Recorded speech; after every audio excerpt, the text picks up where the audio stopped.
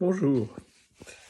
Ce premier module de l'Académie de Acta Guitare traite essentiellement de la notion, enfin de la physique du son, et la physique du son en particulier sur des cordes. Samy nous montre comment une corde vibre, d'abord dans son mode fondamental, sans nœud, ou bien avec un seul nœud, donc la première octave, ou bien deux nœuds, ce qui conduit à la quinte, etc.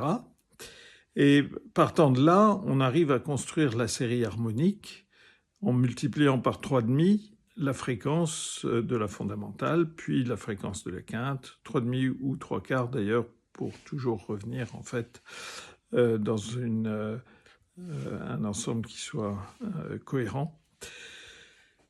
Et ça conduit pratiquement à une série de 12 intervalles qui rebouclent presque, mais pas tout à fait, avec l'octave de la fondamentale.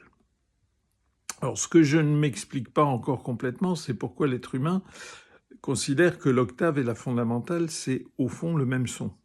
Et là, je pense qu'il y a quelque chose de psychologique et qui n'a pas de fondement physique. Mais bon. Voilà. À partir de là, une fois qu'on a ainsi démontré qu'en multipliant par 3,5 ou 3/4 les quintes successives, on arrive à créer ce cercle des quintes.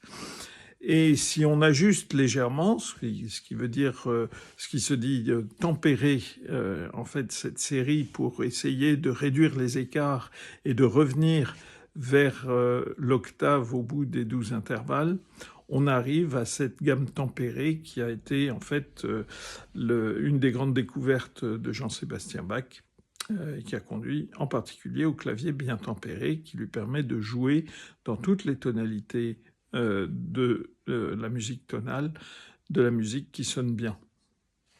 Ce qui était une grande innovation à cette époque-là et qui est la base de toute la musique classique, baroque d'abord, enfin baroque après Jean-Sébastien Bach, classique puis romantique, et puis bien sûr une partie de notre musique contemporaine qui s'inspire d'autres manières de régler ces petites différences entre la multiplication par 5,5 et par 3,5 pardon, et une gamme qui serait parfaitement une division en 12 intervalles équivalents.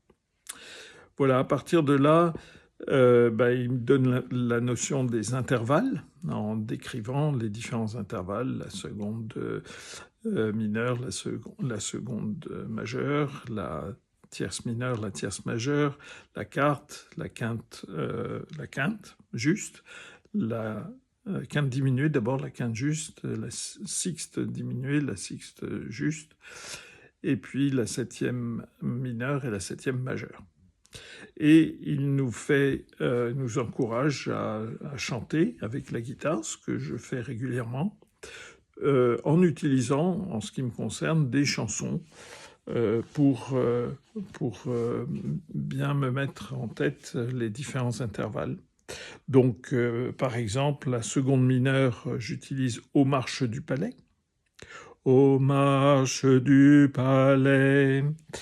Ou bien la seconde majeure, c'est Frère Jacques. Frère Jacques. Donc voilà. Je ne vais pas vous les faire toutes. Hein. La tierce mineure, c'est il pleut, bergère. La tierce majeure, c'est à la Clairefontaine. La quarte, c'est la Marseillaise. La quinte mineure, c'est Maria dans West Side Story que j'utilise. La quinte juste, c'est À vous dirai-je maman.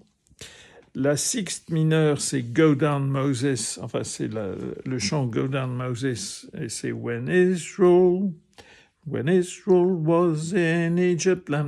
Ce qui est d'ailleurs intéressant comme morceau parce que c'est la sixte mineure, suivie de la quinte, suivie de la tierce, et après on a la septième. Donc c'est assez intéressant comme morceau parce que ça utilise ces différents intervalles et ça les met bien dans l'oreille. La sixte majeure, j'utilise Je l'aime à mourir, ou bien un chant d'enfance qui est Ne pleure pas Jeannette.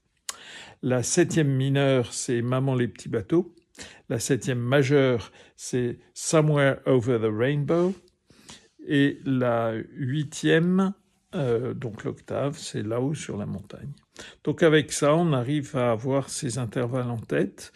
Et j'espère, comme le propose Samy, qu'en utilisant beaucoup plus systématiquement le fait de chanter en même temps que de jouer, je penserai plus en intervalles. Voilà à peu près, je crois, ce qui était couvert dans ce... Ah oui, on a aussi parlé des renversements d'intervalles pour montrer qu'un intervalle montant par exemple, d'une septième, c'est une seconde si on le faisait dans le sens descendant de l'octave vers la septième.